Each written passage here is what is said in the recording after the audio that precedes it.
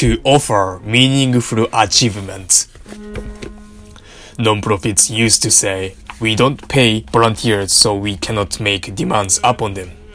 Now they are more likely to say, volunteers must get a far greater satisfaction from their accomplishments and make a greater contribution precisely because they do not get a paycheck.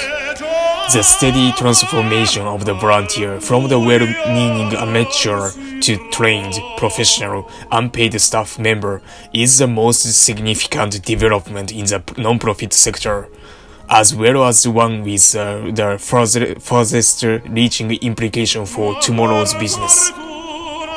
A Midwestern Catholic diocese may have come furthest in this process. It now has fewer than half the priests and nuns it had only 15 years ago.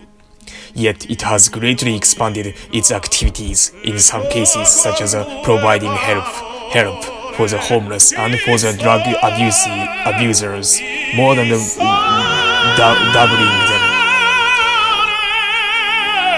It still has many traditional volunteers like the altar guild members who arrange flowers, but now it is also being served by some 2,000 part-time unpaid staff who run the Catholic charities, perform administrative jobs in the parochial schools, and organize youth activities, college Newman clubs, and even some retreats. A similar change has taken place at the First Baptist Church in Richmond, Virginia, one of the largest and oldest churches in the Southern Baptist Convention. When Dr. Peter James Fleming took over, the church had been going downhill for many years, as is typical of all inner-city churches. Today, it again has 4,000 communications and runs a dozen community outreach programs, as well as a full complement of the in-church ministries. The church has only 9 paid full-time employees, but of its 4,000 communicants, 1,000 serve as unpaid staff. This development is by no means confined to religious organizations. The American Heart Association has chapters in every city of any size throughout the country.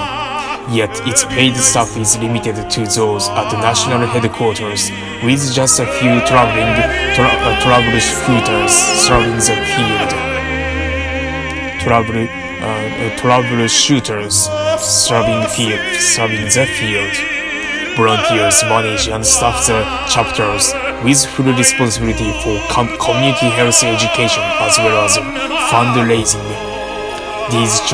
These changes are, in part, a response to the need, with close to half the adult population already serving as a volunteer.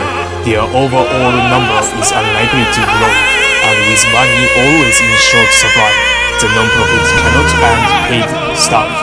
If they want to add to their activities and needs are growing, they have to make the volunteer more productive, have to give them more work and more responsibility.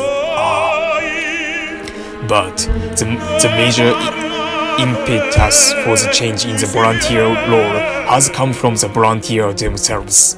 More and more volunteers are educated people in managerial or professional jobs. Some pre-retirement men and women in their 50s, even more baby boomers who are reaching their mid-30s or 40s. These people are not satisfied with being helpers.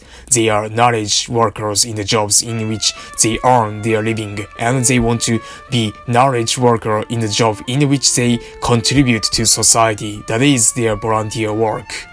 If non-profit organizations want to attract and hold them, they have to put their competence and knowledge to work. They have to offer meaningful achievements. Right.